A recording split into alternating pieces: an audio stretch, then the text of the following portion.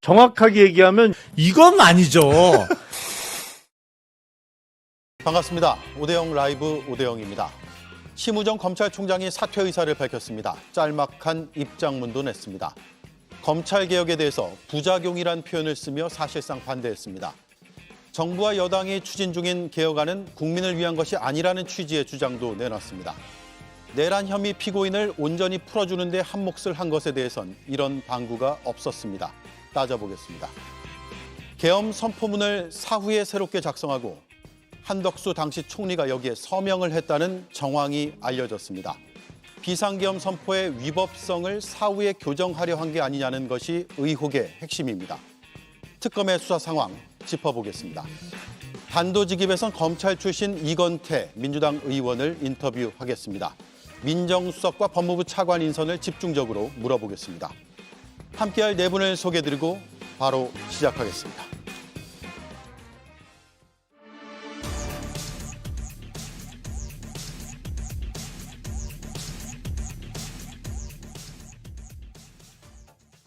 네, 오늘 검찰 인사가 발표됐습니다. 심우정 검찰총장은 사퇴 의사를 밝혔고 곧바로 이어서 몇몇 검사장급 인사가 단행이 됐습니다. 함께 보겠습니다. 네, 일단 대검찰청 차장검사에 노만석 검사장이 임명이 됐고요. 동부지검장엔 임은정 검사가 신규 보임이 됐습니다. 예, 검찰 인사가 생각보다 빨리 나온 건가요? 어떻습니까? 그렇습니다. 사실은 검사장급의 그 인사가 작년 7월쯤 여름에 있었습니다. 근데 작년 가을쯤 소문이 2025년 연초에 1월쯤 검사장급 인사가 또 있을 거다라는 소문이 한번 돈 적이 있는데 12월 3일 날 비상계엄 이후에 뭐 어떤 인사를 할 수 있는 상황은 전혀 못 됐기 때문에 지금까지 연기된 측면이 있고 그리고 최근에 서울중앙검사장을 비롯한 몇몇 간부들이 그 사직을 하면서 공석이 생겼는데 그 공석을 메우는 형태의 인사가 오늘 발표가 된 것이고 공교롭게 오늘 그 검찰총장이 사의를 밝혔기 때문에 아마 대규모 인사가 법무부 장관 지명자가 취임한 직후에 또 있지 않을까 그런 생각이 듭니다. 예, 다시 한번 말씀을 드리겠습니다. 서울 동부지검장의 임은정 검사가 보직 임명이 됐고요. 남부지검장은 김태훈 검사입니다. 자, 그리고 대검 차장은 노만석 검사입니다. 임은정 검사는 사법연수원 30기 대전지검에서 부장검사를 역임하고 이제 서울 동부지검 검사장으로 새롭게 일을 하게 됩니다. 자, 그리고 심우정 검찰총장의 사퇴 변을 함께 보시죠. 짤막한 입장문을 하나 남겼는데요. 여러 상황을 고려했을 때 지금 직을 내려놓는 것이 마지막 책임을 다하는 것이라고 판단했다라고 입장을 밝혔고요. 형사사법제도는 국민 전체의 생명, 신체, 재산 등 기본권과 직결된 문제다. 시한과 결론을 정해놓고 추진될 경우에 예상하지 못한 많은 부작용이 생길 수 있다라고 많은 부작용이라는 표현을 썼습니다. 그러면서 심도 깊은 논의를 거쳐서 국민을 위한 형사사법제도가 만들어져야 할 것이다. 즉 현재 논의되고 있는 형사사법제도는 국민을 위한 것이 아니다라는 취지로 해석될 수 있는 주장까지 내놨습니다. 임기 2년을 못 채우고 물러나게 됐네요. 2년은커녕 1년도 못 채웠죠. 1년도 못 채웠죠. 사실은 검찰총장에 임명된 지 대략 한 9개월 정도 되지 않았나 싶은데 심우정 검찰총장의 말대로 형사사법제도의 어떤 변화나 변경이 국민들에게 끼치는 영향이 크다면 사실은 검찰총장으로서 뭐 임기를 다 채우지는 못하더라도 지금 논의되고 있는 검찰청법의 개정 내용이라든지 다른 이와 연계된 형사사법제도의 변화와 관련해서 검찰의 의견을 제시하고 검찰의 의견이 충분히 반영될 수 있도록 노력한 다음에 사임을 하는 게 맞겠죠. 근데 심우정 검찰총장은 사실은 현직 검사들로부터도 신망을 잃었습니다. 예. 현직에 있는 검사들도 지난 3월 7일 날 있었던 피고인 윤석열에 대한 법원의 구속 취소 결정에 대해서 즉시 항고 포기한 거를 이해를 못해요. 지금도. 도대체 검찰총장이 왜 그런 이해하기 어려운 결정을 했는지 의문들을 대부분 갖고 있기 때문에 검찰총장직을 계속 지킨다고 하더라도 검찰 조직을 지휘하기에 적절한 상황은 절대 못 됐습니다. 이미. 그러다 보니까 뒤늦게 사퇴 의사를 밝힌 것 같은데 글쎄요. 이렇게 9개월 만에 물러날 바에야 법과 원칙을 좀 제대로 지키는 모습을 보여줬더라면 하는 아쉬움이 있어요. 예. 그러니까 현직 검사, 후배 검사들도 이해할 수 없는 결정을 하고 나서 그 이후에 별로 존재감 없이 몇 달 더 지내다가 사직 의사를 이렇게 밝히게 됐는데 개인적으로는 앞으로 검찰총장직에 사퇴한 다음에 본인의 신분에 어떤 드라마틱한 변화가 있지 않을까 싶습니다. 예. 지난해 9월 19일에 취임식을 가졌고요. 취임한 뒤 2달여 지나서 비상계엄이 일어났죠. 그리고 올해 3월에 법원에서 내란 혐의 피고인의 구속 취소를 결정했고 그 뒤에 즉시 항고를 할 수 있는 제도가 있음에도 불구하고 위헌성을 주장하면서 전례와 다르게 즉시 항고를 포기하는 일까지 있었습니다. 이에 대한 여러 가지 책임론은 차차 따져보도록 하고요. 오늘 사퇴의변을 보면 여러 상황을 고려했을 때 지금 직을 내려놓는 게 마지막 책임이다라는 표현이 등장하거든요. 정강재 위원 보시기에는 어떻습니까? 어떤 의미입니까? 심우정 검찰총장, 이제 전 검찰총장이라고 해야겠죠. 사퇴는 예정된 수순이었다라고 볼 수밖에 없을 겁니다. 이제 대통령이 바뀌었고요. 검찰 개혁에 관한 한 아주 확고한 원칙을 갖고 있는 정부가 들어서면서 심우정 전 검찰총장이 검찰총장직을 그대로 유지하는 것이 어떤 실익이 있겠는가라는 부분에 대해서 스스로 판단했을 거라고 생각합니다. 과거 2022년에도요. 검찰총장이 임기를 마치지 못하고 중도에 사임을 한 적이 있습니다. 당시에 김호수 검찰총장이었는데 당시 문재인 정권이 추진한 검수완박 조치에 반발해서 검찰총장직을 중도에 사퇴했죠.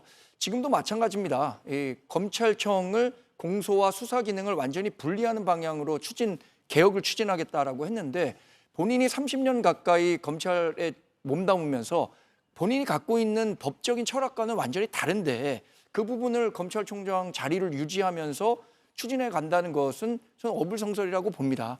송미령 농림부 장관 같은 경우에 저희가 많은 비판을 했었습니다. 자신이 갖고 있는 그 학문적 철학이 다름에도 불구하고 농망법을 희망법으로 바꾸겠다라고 하는 것 자체가 저는 제대로 된 공복으로서의 자세가 아니라고 봤고요. 그런 면에서 심우정 검찰총장의 이번 거취 결정은 개인적 결정으로서는 저는 존중합니다. 예. 자, 저 아래 보면 예상하지 못한 많은 부작용이 생길 수 있다. 이제 정부 입장에선 검찰 개혁, 다시 말해서 형사사법 체계를 바꾸는 일들이 이제 막 시작하는 이 단계에 부작용을 얘기했단 말이에요. 그래서 한마디로 보면 인천지검장 하다가 검찰총장의 파격 인사가 됐었잖아요. 그때도 상당히 놀라운 인사였는데 징계와 수사를 앞두고 도망가는 것처럼 보이는 그런 모습입니다. 심우정 총장의 모습은. 그래서 이제 특검을 포함한 수사에 성실하게 임해야 한다라는 말씀을 먼저 드리고요. 특히 지금 저렇게 피해가면서 이재명 정부의 어떤 검찰 개혁 이 취지와 방향에 대해서 거의 침 뱉고 가는 격으로 저렇게 하는 것 매우 온당치 않죠. 그동안 검찰의 지금과 같은 모습을 통해서 얼마나 많은 부작용과 국민들의 피해가 있었는지에 대한 조금의 반성도 없었고요. 예. 또 오로지 윤석열 전 대통령 부부의 호위무사처럼 그렇게 굴었던 심우정 검찰의 태도로 보기에는 아직도 전혀 반성이나 미안한 마음이 없다 이렇게 보여집니다. 특히나 국정기획위원회에서 검찰 업무 보고 하다가 중단됐잖아요. 무기한 연기됐잖아요. 예. 왜냐하면 전혀 검찰 개혁에 대한 어떤 내용이나 의지나 뭐 그런 방향이 없었기 때문에 중단되고 지금 무기한 연기됐는데 오늘 검찰 인사가 전격 이루어진 것은 뭐 새로운 정부에서 국정기조의 변화라는 측면에서는 그에 맞는 검찰 인사가 수반돼야 되는 것은 당연한 일이고요. 심우정 총장은 너무나 여러 가지 혐의가 많잖아요. 민정수석하고 비화폰으로 통화한 것 포함해서 그리고 나서 주가 조작 무혐의 난 것, 그다음에 본인의 어떤 딸의 특혜 채용 문제랄지 인천세관의 마약 수사 관련해서 외압 의혹이랄지 너무 여러 가지 그 혐의들이 많기 때문에 이제는 직을 내려놓았으니 특검을 포함한 수사에 성실하게 협조하는 것이 본인의 마지막 책무라고 저는 생각합니다. 예. 정성호 법무부 장관 후보자가 오늘 첫 이제 후보자로서 출근길에 입장을 발표했는데요. 검찰 조직 해체라는 표현은 적절하지 않다면서도 기소와 수사를 분리하는 것에 대해서 어느 정도 국민적 공감대가 있다고 생각한다라고 해서 검찰 개혁의 방향에 대해서 상당히 윤곽을 좀 구체적으로 언급을 했어요. 국민의힘 입장에서는 저런 방안에 동의를 하고 있습니까? 일단 정성호 법무부 장관 후보자 자체가 그동안 뭐 굉장히 오랜 기간 동안 정치를 하면서 그 언행을 보면 굉장히 점잖으시고 굉장히 뭐 세게 개혁적인 거라든지 아니면 부당한 그 뭐 정책이 민주당 측에서 일어난다 하더라도 그걸 순화시켜서 말씀하시는 그런 부분이 있어요. 예. 그래서 검찰 개혁이라고 얘기할 필요까지 없다라고 말씀하시는 부분은 사실 동의하기 어려운 게 본인 스스로는 뭐 그렇게 말씀하실 수는 있지만 민주당 내에서 나오는 얘기들은 훨씬 더 과격한 검찰 조직 해체라는 표현 말씀하시는 거죠? 맞습니다. 그런 부분에 대해서는 훨씬 더 과격한 얘기가 나오고 있거든요.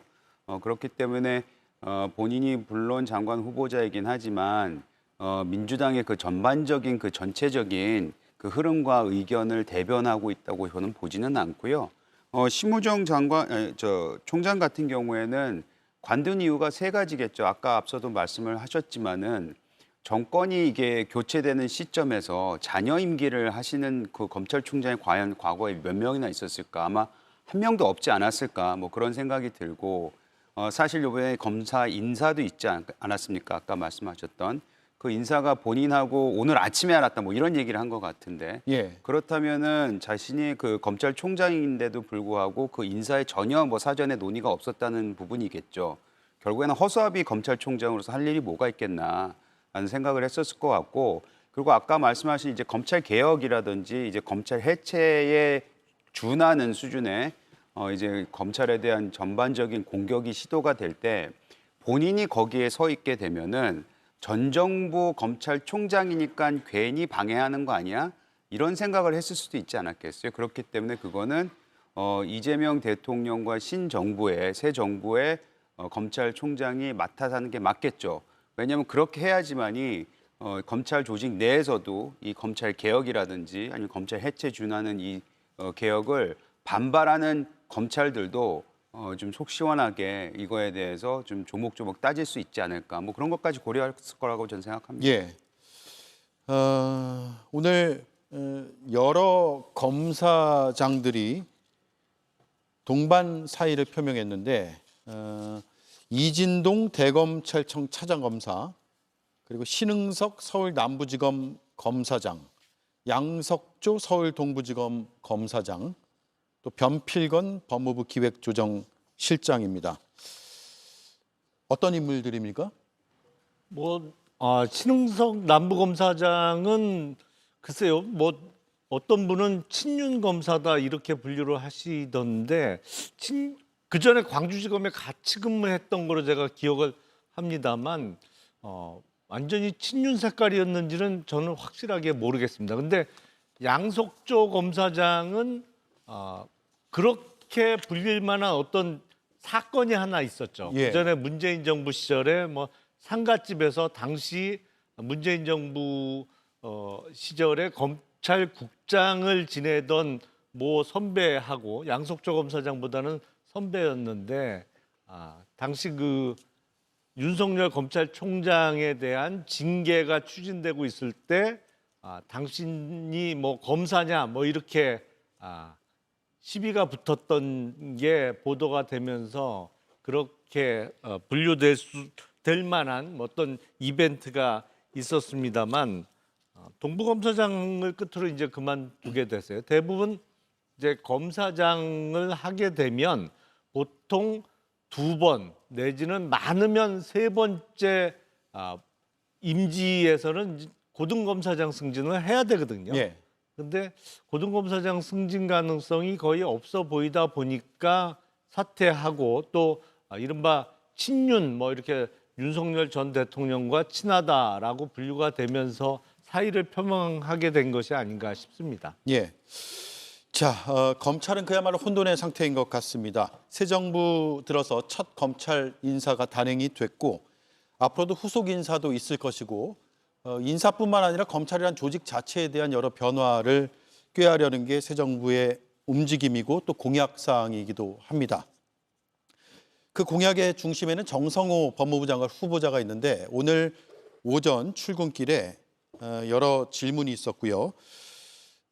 검찰 개혁 방향에 대해서 극소수 정치 편향적인 검사를 제외하면 대통령의 개혁 방향에 동조하지 않는 검사는 없을 것이다.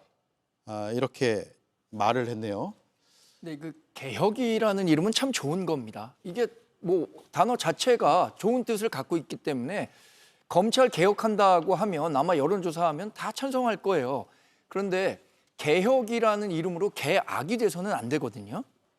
2022년에 있었던 검경 수사권 조정으로 인해서 수사기간이 2배 이상 증가했다는 조사 있고요.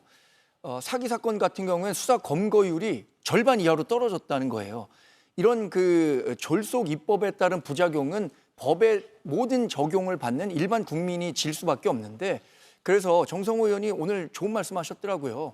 이것은 검찰 개혁과 관련한 것은 입법 사항이기 때문에 야당과 조율을 충분히 하겠다라고 얘기를 했습니다. 그런데 민주당 일각에서는 추석 전까지는 검찰청 해체하겠다라는 이 이야기까지 하고 있잖아요. 예. 이런 부분과 관련해서 저는 정성호 법무장관 후보자가 분명히 본인에게 주어진 역할을 해야 한다고 생각합니다. 강경 태세를 주장하는 민주당의 주장, 또 이것이 졸속이 된 것이 아니라 잘 진행될 수 있도록 다소 시간이 걸리더라도 완벽한 법안을 만드는 데 주력해야지 나쁜 거래가 그 노딜보다는 훨씬 더 나쁘다는 이야기 있지 않습니까? 우리가 협상할 때도. 그래서 개혁이라는 이름 아래 이 검찰 해체와 같은 검찰 개혁이 국민들에게 더 불편을 주는 개혁으로 가진 일이 없도록 법무장관으로서 역할을 해주기를 저는 기대하고 있습니다. 예. 아무래도 이제 검찰 개혁은 뭐 시대적 소명이자 과제이고 국민의 열망이라고 생각합니다. 그리고 이재명 정부가 들어서면서부터 검찰의 어떤 수사 기소권 확실한 분리, 그다음에 뭐 이제 기소청, 뭐 중수청 설립이랄지 이런 부분들에 대해서는 아마 검찰 내부에서도 마음의 준비들을 하고 있었을 거라고 생각합니다. 이게 안 될 거라고 생각들은 안 하겠죠. 다만 방향과 그 목표는 분명한데 이걸 어떻게 이루어낼 것인가에 대한 것들을 조금 협의하고 협치하는 그런 과정이 남아 있다고 생각하고요. 예. 특히 대통령의 이제 오랜 직위이자 또 5선 중진 의원으로서 당내에서 사법개혁특별위원회 위원장도 지냈던 정성호 후보자이기 때문에 굉장히 이제 이 검찰 개혁 방향에 대한 것들은 확실하게 그 소신과 원칙을 가지고 있을 거라고 생각하고요. 또 아까 내부에서 정치적인 일부 검사를 제외하고는 다 찬성할 거다 이제 이런 취지로 얘기를 했는데 뒤집어 생각하면 개혁에 반하는 그런 행동들을 하지 말아라라는 저는 일종의 경고라고도 생각합니다.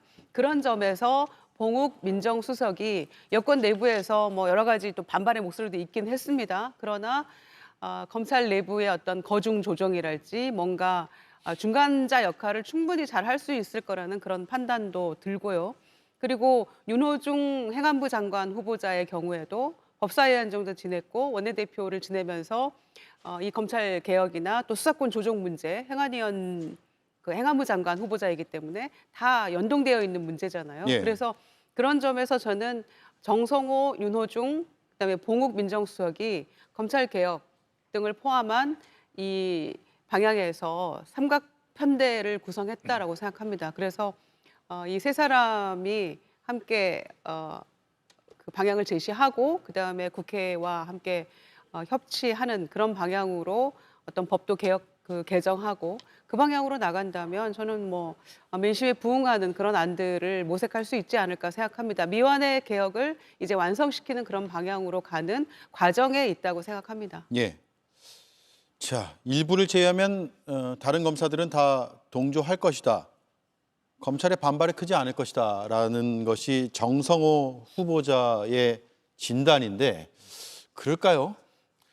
그 원래 검찰이란 제도가 생겨난 것은 사실은 강력한 경찰권을 견제하기 위한 제도로서, 그러니까 경찰이 수사를 하는 데 있어서 인권 침해적인 요소는 없는지, 그리고 법에서 정한 절차나 이런 것을 다 잘 지키고 있는지를 감독하고 견제하기 위해서 검찰 제도가 생겨난 것입니다. 그런데 이게 쭉 진행돼 오면서 검찰이 직접 수사를 하는 이른바 특수수사에 너무 집중이 되면서 주객이 전도가 된 것이죠. 사실은 경찰이 수사를 하는데 거기에 법률가로서 어떤 감독 기능을 제대로 하라고 검찰 제도를 만든 것인데 본인이 초동 수사부터 직접 하기 시작하면서 오히려 무리한 수사를 많이 하는 거 아니냐 이런 측면에서 비판을 많이 받았던 것이거든요. 그래서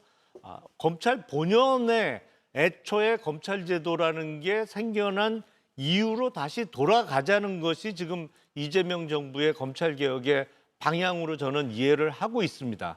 다만 그거는 바람직한 것이고, 다만 그 과정에서 어떤 부정부패에 대한 국가의 총 수사 능력이 저하되면 안 되기 때문에 이른바 중요 범죄를 뭐 검사 출신이나 경찰 이런 사람들이 같이 팀을 이뤄서 수사할 수 있는 중수청을 만들자 이런 안이거든요. 그래서 그 계획대로만 되면 오히려 검찰 제도가 이 세상에 태어난 본래 이유를 찾아가는 과정으로 볼 수 있는데, 그 변화 과정에서 이제 혼란을 최소화하는 것이 중요하다고 생각이 됩니다. 예, 검찰 제도의 본연의 취지대로 돌아가면 된다 이 말씀이고요. 그렇게 설명을 하죠. 이렇게 설명을 하고 사실 정치 검찰의 문제점에 대해서는 모든 정권, 정치권 그리고 국민이 질타해온 것도 사실 받아들여져야 되는 것 같아요. 근데 그 전체적인 검찰이라는 조직을 보면은 뭐 사실 김영남 전 의원께서는 훨씬 더 검찰 출신이시기도 하고 조직에 예. 대해서 잘 아시겠지만 저도 이제 알고 있는 검찰들이라든지 검사들이라든지 이런 분들 얘기를 들어보면 대다수의 검사들은 진짜 굉장히 열심히 국민을 위해서 봉사를 하고 있는데 그 마치 본인들 전체를 하나의 이 악한 집단으로 몰아세우는 것 같은 이런 정치권의 움직임에 대해서 붕괴하고 있고 굉장히 슬퍼하고 있고 또 많은 사람들이 그 이유 때문에 옷을 벗게 되는 상황이 되어 있습니다. 지금 벗기도 했고 그런 의미에서 보면은 지금 민주당이 추진하고 있는 검찰 개혁이 저렇게 설명에 있어서만큼은 뭐 말이 들어맞는 것처럼 보이지만 그 뒤에 숨어 있는 의도가 뭘까? 이거는 결국에는 지난 정부에서 뭐 과도한 검찰의 정치 수사가 아니었냐라고 주장하는 그리고 각 정부마다 그런 것을 경험해 왔던 그런 부분에 있어서 결국에는 정치 보복을 하는 것이 아니냐 검찰 전부에 대한 그런 의심에서 벗어나기는 아직은 이르다 쉽지 않다 이런 생각이 드네요. 예. 자, 특검 얘기로 넘어가 볼게요. 내란 특검팀이 지금 수사 속도가 굉장히 빠른 것 같습니다. 한덕수 전 총리가 조만간 소환될 거라는 추측까지 나오고 있는데 비상계엄 이후에 사후에 문건을 만들었다라는 의혹 때문입니다. 그런데 이 의혹이 아주 처음 불거진 것은 헌법재판소의 대심판정 안에서 윤석열 전 대통령 측의 질의 과정에서 나왔거든요. 당시 영상 보겠습니다. 비상계엄 해제 후 하루가 더 지난 12월 5일 저녁 부속실장이 계엄 선포문을 하나 기한을 해서 출력을 해서 총리와 국방부 장관에게 서명을 받고 다음 날인 12월 7일 대통령으로부터 서명을 받았는데 12월 8일 총리께서 부속실장에 전화하여 사후에 문서를 갖추는 것이니 없었던 것으로 하자고 하신 바가 있다고 하십니다. 혹시 기억하십니까? 네, 기억합니다. 네, 저렇게 기억한다라고 했는데 다시 한번 그래픽으로 정리를 해드리겠습니다. 비상계엄은 12월 3일 선포가 됐죠. 그리고 지난해 5일, 그러니까 선포 이틀 뒤입니다. 강희구 당시 대통령실 부속실장이 한덕수 전 총리에게 전화를 걸었고 비상계엄 선포 문건을 사후에 작성하는 것과 관련해서 이야기를 나눴고 강 전 실장이 새로운 문건을 작성을 했다. 그리고 여기에 서명이 필요하기 때문에 사후에 서명을 한덕수 전 총리가 했는데 이후에 논란이 될 수 있으니까 없던 일로 하자라는 이야기가 오고 갔고 이 문서가 폐기됐다라는 겁니다. 이게 이제 의혹의 윤곽이고요. 이 때문에 한덕수 전 총리의 조만간 소환 가능성이 이야기가 나오고 있습니다. 어떻게 전망하고 계세요? 그러니까 그래서 이런 일이 있었기 때문에 굳이 후보 교체를 무리하게 해서라도 본인이 대선 후보가 되려고 했었나 보다라는 생각을 하게 됩니다. 예. 그러면은 후보가 만약에 됐다면은 이렇게 지금 내란 특검이나 이런 데 수사를 피해갈 수 있는 정치 보복이다라고 주장할 수 있는 뭔가 명분을 만들려고 했던 게 아닌가라는 생각이 첫째 들고요. 두 번째는 이렇게 사후에 뭔가 이 문서를 조작해서 국무총리 그다음에 김용일 장관도 거기 서명했다는 거 아닙니까? 나중에 만든 문건에. 그렇다면은 뒤집어서 생각해 봤을 때 계엄을 위한 국무회의가 불법이고 그다음에 위헌이라는 것을 오히려 입증하는 그런 이 사건이 되겠죠. 예. 그러니까 애초에 헌법 82조에 의하면은 계엄 관련 이 국무회의 그 내용에 대해서 총리 이하 국무위원들이 부서 서명을 해야 되는 거 아닙니까? 첫째. 두 번째는 그거를 국회에 즉시 통보를 해야 되는데 그 어떤 것도 제대로 지켜지지가 않았거든요. 그러니까 이거는 분명히 위헌이고 불법적인 국무회의였다는 것을 입증하는 그런 오히려 반증해주는 그런 상황이 되는 거라고 생각하고요. 그래서 이 모든 상황들이 다 불법적으로 이루어졌다는 것이고 위헌적인 상황이었던 것이고 제대로 된 국무회의가 없었다는 것을 한 5분 동안 이루어진 것을 40분 얼마 동안 이렇게 더 늘려가지고 얘기도 하고 이랬던 상황들이 참 매우 옹색해 보이고 예. 위헌과 불법적인 이런 행태들이 아무렇지도 않게 저질러졌다는 것에도 놀랐고요. 특히 행정의 달인이라고 하면서 두 번째 총리를 하면서도 사후에 이 만들어지는 문건이 얼마나 이게 잘못된 것이라는 불법적인 것이라는 것을 알면서도 일단 서명하고 나중에 생각해 보니까 이거 안 되겠어 없애는 게 좋겠어라고 했다는 것 자체도 더욱더 실망스러운 그런 모습이 아닌가 생각합니다. 예. 이에 대한 다른 의견 있으면 한 번만 더 들을게요.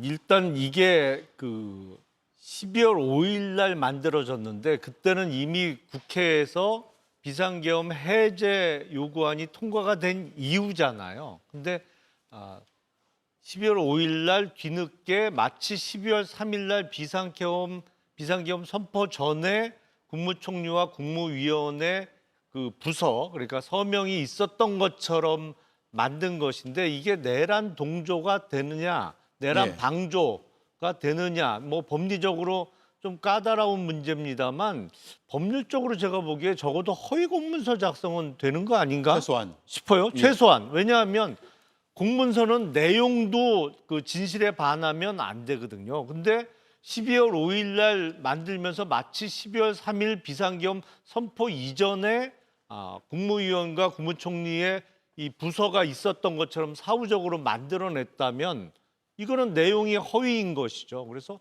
허위 공문서 작성 부분은 적어도 되는 것으로 저는 생각이 됩니다. 예. 사실 방금 말씀하신 대로 12월 3일 계엄이 있었고 바로 이제 해제가 됐잖아요. 그 이후에 이제 만들어졌다는 문서인데 생각해 보시면은 정부에서도 그렇고 공공기관에서도 그렇고 민간에서도 그렇고 어떤 일을 처리하고 나서 사후에 문서를 작성을 해서 그거를 채우는 거는 그 제도가 있습니다. 그거는 다들 하는 거예요. 미비한 부분을 채우는 거죠. 예. 근데 이 부분 같은 경우에는 지금 한덕수 전 총리가 그거에 서명을 한 이후에 그러니까 어떤 격을 갖추기 위해서 평상시에 했던 아마 그런 습관대로 했던 것 같은데 바로 이것이 잘못됐구나, 이걸 하면 안 되겠구나 해서 바로 잡은 케이스라고도 볼 수 있거든요. 그렇기 때문에 이것 때문에 무슨 내란 동조 세력이다라고 몰아가는 거는 좀 무리가 있어 보입니다. 예.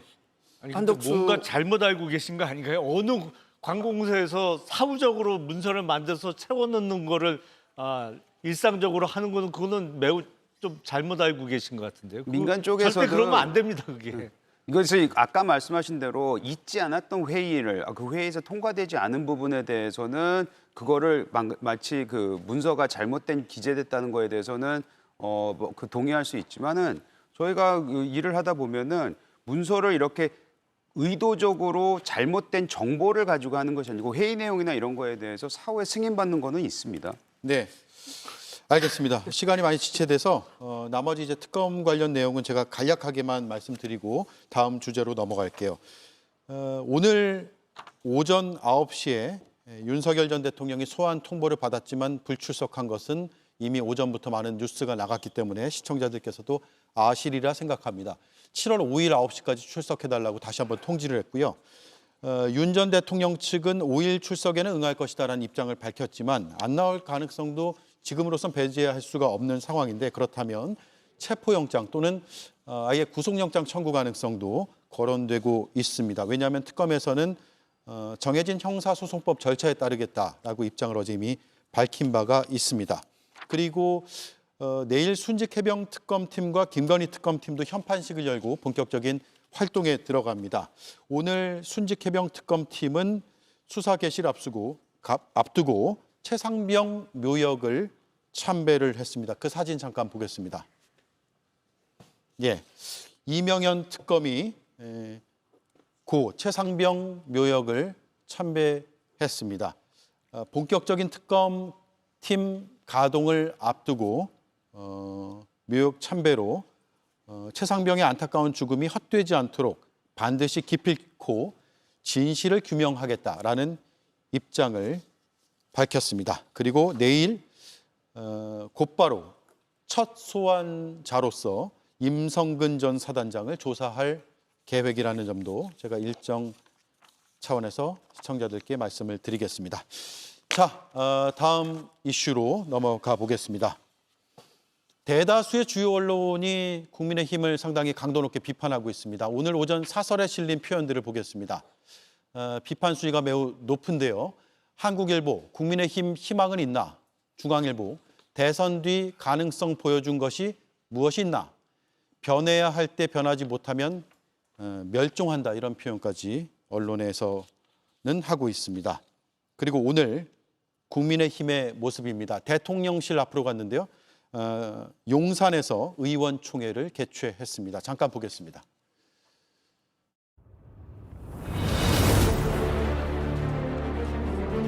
대통령께 묻습니다.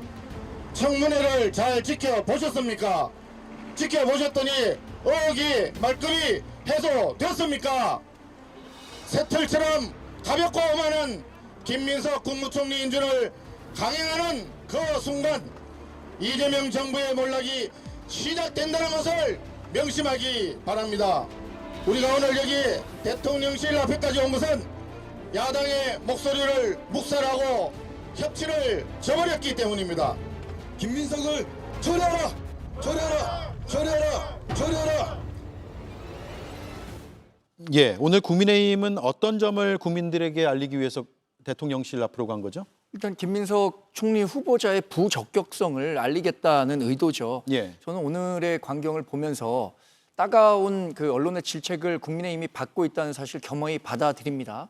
지금 우리가 아무리 정당한 주장을 한다고 하더라도, 그러니까 메시지가 아무리 정당성이 있고 국민에게 설득력이 있다고 하더라도 그 메시지를 전달하는 국민의힘이라는 메신저 자체가 국민들로부터 신뢰를 받지 못하기 때문에 우리가 주장하는 것조차도 굉장히 그 합리적인 방안임에도 불구하고 국민들께 호소력이 좀 떨어지는 게 아닌가 싶어서 우리 당이 변하지 않고는 우리가 아무리 좋은 주장을 한다고 하더라도 국민들께 신뢰를 받기가 어렵구나 이런 좀 안타까운 마음을 갖고 있습니다. 사실 오늘 대통령실 앞에까지 갔던 것은 대통령이나 민주당이나 똑같이 얘기합니다. 김민석 국무총리 후보자에 대한 의혹이 말끔히 해소됐다고. 그러니까 인준을 하는데 문제가 없다고 하지만 지금 민주당을 지지하거나 이재명 대통령을 뽑았던 사람들이 아닌 더 많은 사람들이 김민석 후보자에 대해서 여전히 의구심을 갖고 있는 거예요. 이분이 갖고 있는 수상한 돈 거래라든가 국회를 대하는 태도라든가 인사청문회를 무력화시키려는 모습, 이것이 국무총리자로서 과연 자격이 있는가에 대한 근본적인 질문을 던지기 위해서 저 자리에 간 거고요.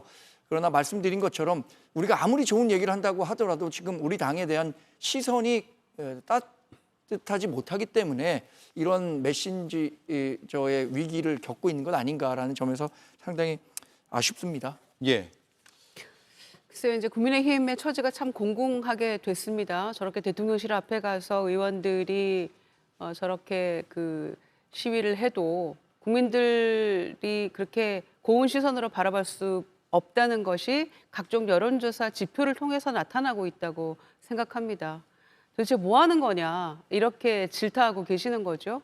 특히 어제부로 이제 임기 종료가 된 김용태 비대위원장의 일성을 들어보면 그때 당시에 우리가 적어도 탄핵 반대 당론이라도 우리가 철회를 하자라고 열심히 얘기했던 기억이 납니다. 그런데 결코 받아들여지지 않고 끝나고 말았죠. 근데 그러고 가서 지금 김민석 후보자에 대해서 철회하라 이렇게 외치고 있는데 굉장히 공허하게 들리고요.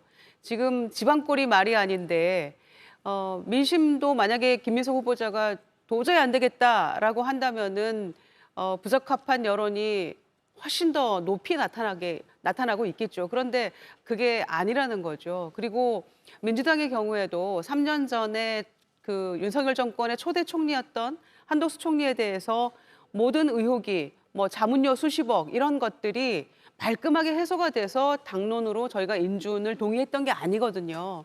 흡족하지 못한 부분도 있고 문제가 많았지만 새로 출범하는 정권에 대해서 허니문 기간 동안에 야당이 협조한다. 그런 취지로 인준을 해줬던 기억이 나는데요.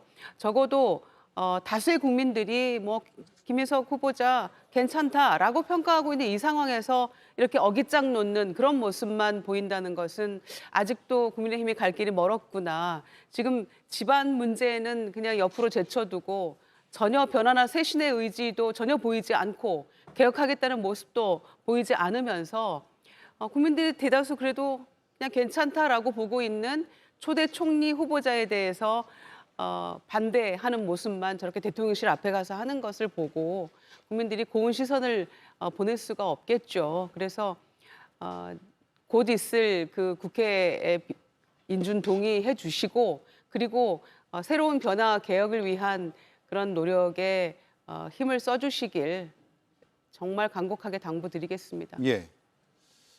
당부를 드린다고 하니까 답을 들어야겠네요. 요즘 사실 아까 우리가 검찰 해체하라고 그랬잖아요.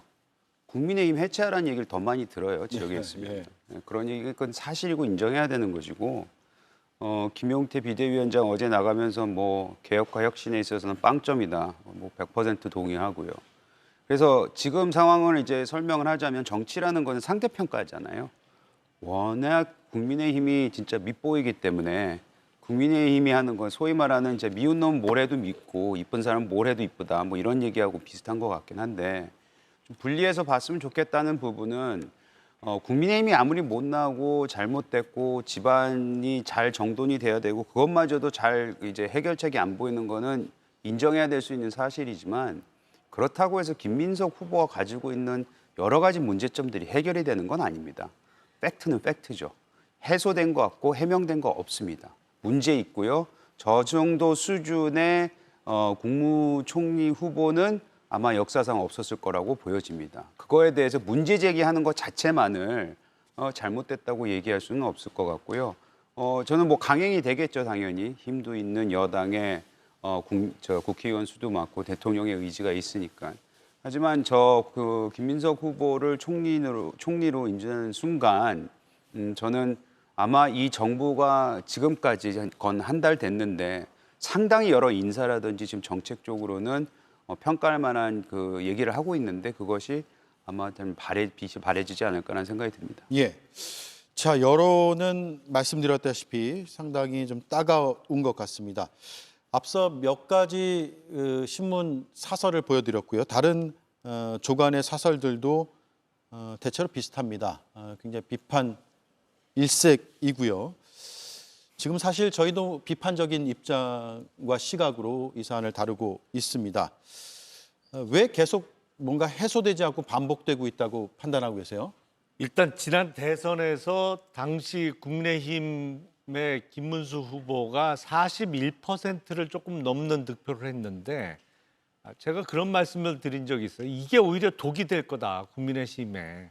왜냐하면 예상보다 표를 더 얻었던 것은 사실이거든요. 근데 앞에 만약에 뭐 30% 중반, 뭐 초반의 득표를 하면서 완전히 처참하게 몰락을 했다라고 하면 국힘 내부적으로도 자성의 목소리가 지금보다는 훨씬 크게 나왔을 것이고 정말 큰일 났다. 이제는 당이 망하기 일보 직전이다라는 위기감에서 어떤 개혁 내지는 바뀌려는 몸부림이 더 처절하게 나올 수 있었을 텐데 40%를 넘기는 득표율, 특히 지금 국민의힘 소속의 대다수의 현역 의원들이 속해 있는 영남권만 보면 국회의원 입장에서는 자기 지역구에서는 이겼거든요. 김문수 후보가. 그러니까 위기감이 없어요. 그러니까 이 와중에 그러니까 내란이 벌어져서 치러지는 대선에서도 국힘 후보가 이겼어. 자기 지역구에서는. 그러면 다음 총선에서 내가 국힘 공천만 또 받으면 또 당선되는 거 아니야? 이렇게들 생각을 하고 있는 게 현실이거든요. 그러다 보니까 어떠한 변화도 거부하고 있는 겁니다. 뭐 지난 비상계엄 때 그 막지 않았던 거, 그리고 그 이후에 윤석열 당시 대통령을 오고하거나 뭐 탄핵에 반대했던 거에 대해서 어떠한 그 후회 내지는 공식적인 사과나 철회가 없었잖아요. 아무것도 안 되고 있는 상황이에요. 그러니까 오히려 40%가 넘는 지난 대선의 득표가 완전히 도구로 제대로 작용하고 있는 상황, 이렇게 생각이 됩니다. 예.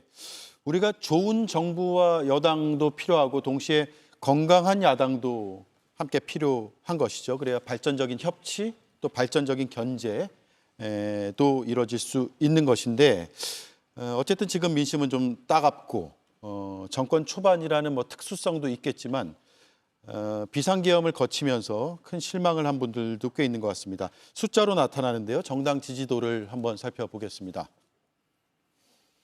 예, 5월 5번째 주에 비해서 많이 좀 벌어져 있는 상황이고요. 물론 표본 오차를 좀 감안할 필요는 있겠습니다만 추세적으로 봤을 때 오름세, 그리고 여당은 오름세, 야당은 내림세를 보이고 있습니다. 어떤 쇄신이 필요할까요?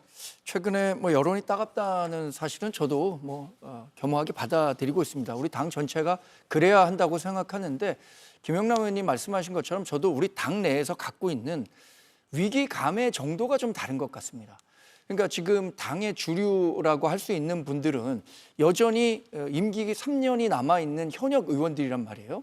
당의 변화와 쇄신의 주역이 돼야 할 분들이 아직 3년이라는 임기가 있다 보니까 1년 후면, 2년 후면 민심이 좀 바뀔 수 있는 거 아닌가라는 기대감을 갖고 그 위기를 정말 위기로 받아들이지 않는 측면이 있다고 생각합니다. 그 구조에는 우리 당의 수도권 의원들, 그러니까 중도 민심, 청년 민심, 이 수도권 민심에 민감한 지역을 둔 분의 국회 의석수가 굉장히 줄어들고 있고 우리 후보가 나가서 비록 계엄 국면에서도 상대 후보보다 더 많은 득표를 올릴 수 있는 지역의 중심에 국회 의석수가 있다 보니까 사실 의원들이 갖고 있는 그 마음과 당원 전체가 갖고 있는 마음에도 일종의 괴리가 있는 상황이에요. 그래서 김용태 전 비대위원장 같은 경우에는 본인의 혁신안에 대해서 의원들이 동의하지 않는다면 당원 전체라도 한번 물어보자라고 했었는데 그게 당원 당규의 제도상 없기 때문에 실현되지 않았거든요. 저는 결국에는 우리가 가야 하는 방향은 명확하다고 생각합니다. 계엄과 탄핵에 관한 명확한 입장을 다시 한번 밝히고 국민께 사과해야 한다고 생각하고요. 예. 그리고 당원 당규 개정을 통해서 어떤 방향으로 가야 하는지에 대해서도 당심을 직접 물어볼 수 있는 제도를 마련하는 것도 필요하다고 생각합니다. 그 과정에서 이번에 이제 당대표 선거를 앞두고 있잖아요. 당대표가 마련되면 변화와 쇄신은 결국 저는 속도보다는 방향의 문제라고 생각합니다. 그 방향으로 꾸준히만 간다면 그 진정성에 대해서도 국민들이 받아주실 시기가 있을 거라고 생각하기 때문에 방향을 갖고 꾸준히 노력하는 자세가 필요하다 이렇게 말씀드리겠습니다. 예. 그래서 계엄 전후에 국민의힘이 별로 달라진 모습이 안 보입니다. 여전히 친윤 원내대표가 그리고 또 새로 지금 임명된 친윤 비대위원들이라고 할 수 있겠죠. 3명의 그 의원들 면면을 보면.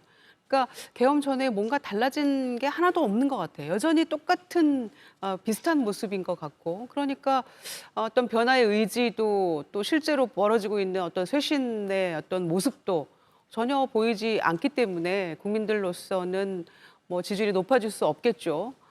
지지를 보낼 수 없는 것이고요. 그래서 제가 생각을 해봤는데 내년 6월에 있는 게 지방선거가 아니고 총선이라면 과연 국민의힘이 이렇게 지금 이런 태도를 보일 수가 있을까라는 생각을 하게 됩니다. 그러니까 내 임기 아직 3년 남았고 그 사이에 플러스 알파가 있는 거죠. 플러스 알파는 이재명 정부가 못 해주길 그냥 기다리는 겁니다.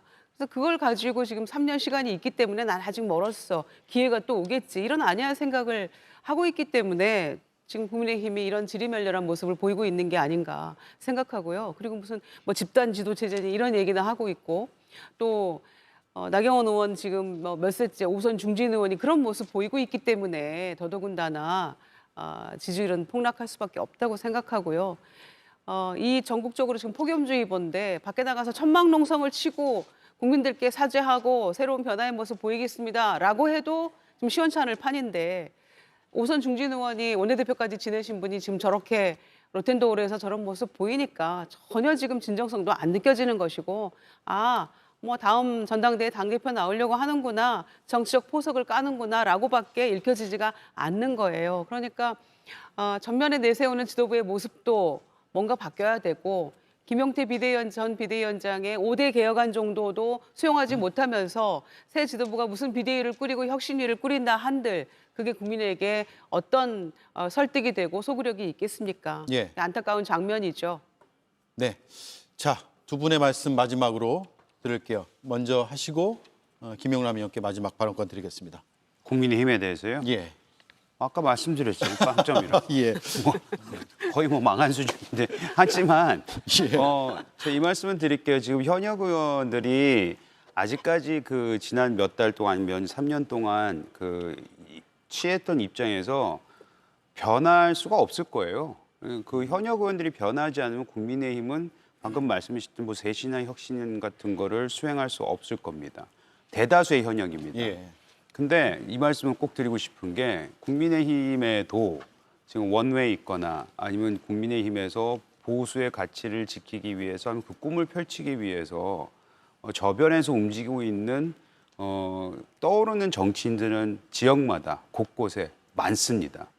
그분들이 정치 전면에 나서는 그 시점이 온다면 그건 아마 투쟁을 통해서 해야 될 거예요. 그렇게 되면 아까 이제 앵커께서 말씀하셨던 균형이 맞춰져야지만이 나라가 잘 굴러갈 거 아니에요. 그 정도의 정당으로서는 다시 탈바꿈할 수 있을 거라고 저는 믿습니다. 예. 누구나 뭐 개인, 조직 다 본인들의 이익을 위해서 움직이는 측면이 있죠. 그러니까 지금 국민의힘 소속 현역 국회의원들은 앞으로 또 출마해서 당선돼서 선수를 쌓고 국회의원직을 좀 더 오래 하려는 목적이 있을 수 있고 또 정파는 정파대로 정당은 정당대로 스스로의 이익을 위해서 움직이는 측면이 있는데 단 이익을 쫓더라도 일단 법과 상식의 테두리 안에서 움직여야 되는 겁니다. 근데 윤석열 정부 3년은 사실은 법도 그렇고 특히 상식이라는 측면에서도 그냥 비상식적인 행동 결정이 다반사로 이루어졌거든요. 그러면 아무리 본인의 이익을 위해서 어떤 의정 활동을 한다고 하더라도 상식에 어긋나는 거에 대해서는 반대 목소리가 나왔어야 됩니다. 공개적으로 반대를 한다든지 아니면 자기 당 출신의 대통령이라도 비판을 했어야 되고 뭐 그게 여의치 않으면 뭐 탈당을 해서라도 본인은 거기에 전혀 동조할 수 없다는 의사표시를 분명히 했어야 되는데 그냥 수긍하고 들어갔어요. 아니면 그런 비상식적인 대통령의 곁에 어떻게 하면 더 가까이 가고 그래서 측근 소리, 실세 소리를 들을까를 고민하다 보니까 국힘이 전체적으로 망가져 버렸거든요. 근데 그 대통령이 권좌에서 쫓겨나고 지금 뭐 구속됐다 풀려나기는 했습니다만 이렇게 수사를 받고 사법 처리가 예정되어 있음에도 불구하고 여전히 반성하고 있지 않다는 것은 글쎄 근본적으로 사람 잘 안 바뀝니다. 이게 국민의힘 지금 구성원들이 뭐 통째로 바뀌기 전에는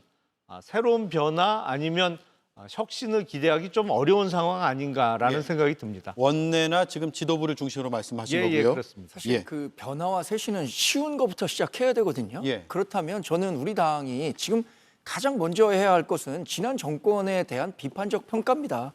윤석열 전 정권이 왜 실패할 수밖에 없었는지 그 과정에서 우리 당은 어떤 역할을 했었는지 그것에 대해서 국민께 소상히 설명드리고 그 반성을 바탕으로 쇄신을 가야 한다고 생각하거든요. 근데 그런 움직임이 아직 가시화되지 않고 있는 거고요. 저는 이번에 그 당대표 선거를 통해서 기대하는 바가 무척 큽니다.